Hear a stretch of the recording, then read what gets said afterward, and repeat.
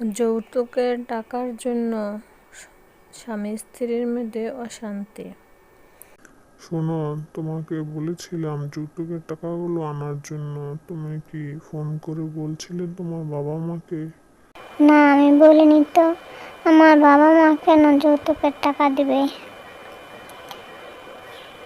কি কারণে?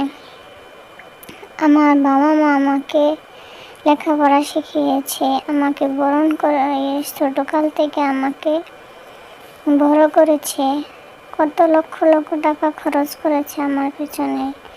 ভরণ পোষণ, কাপড়, তেল, কত কিছু আমাকে দিয়েছে, কত আদর করেছে। তাই কি? তা আমার যৌতুকের টাকা কেন দেবে না?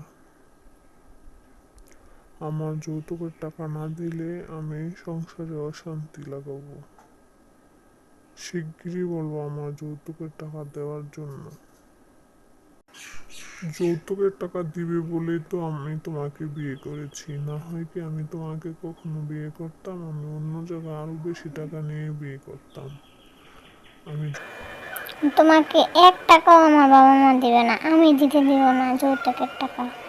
কিসের যৌতুক? কোনো যৌতুক নাই দেশে, কোনো যৌতুকের কোনো ইয়ে নেই, যৌতুকের কোনো কাহিনী নেই। যৌতুক ইনশাল্লাহ আমি যৌতুক বন্ধ করব। যৌতুক কেউ যৌতুক দিবে না, দিবে না। যৌতুক দেওয়া অপরাধ, নেওয়া অপরাধ।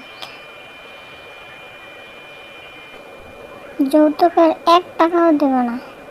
দেখি কি করে সে, করতে করতে তো একদিন শেষ হবে। যৌতুক, যৌতুক কি? আমার বাবা মা কত কষ্ট করে আমার বড় করেছে। আমার বাবা মা আমার জন্য কত কিছু করেছে, আমাকে এখনো করতেছে। বিয়ে দিল কত লক্ষ টাকা খরচ করে। যৌতুক এত সোজা? যৌতুক,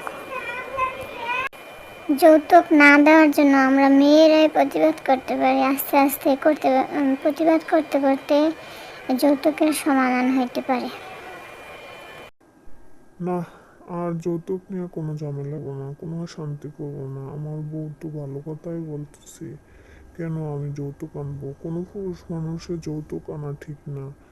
আমার শ্বশুর শাশুড়ি আমার বউকে কত কষ্ট করে মানুষ করেছে, কত লক্ষ লক্ষ টাকা খরচ করে লেখাপড়া শিখিয়েছে। আমার শ্বশুর শাশুড়ির কত আদরের মেয়ে আমাকে দিয়েছে। আমি কেন টাকা নেব? আমি কোনো যৌতুক নেব না, 1 টাকাও নেব না। আমি আমার শ্বশুর শাশুড়ির দেখাশোনা করব, আমি ওদের সাথে ভালো ব্যবহার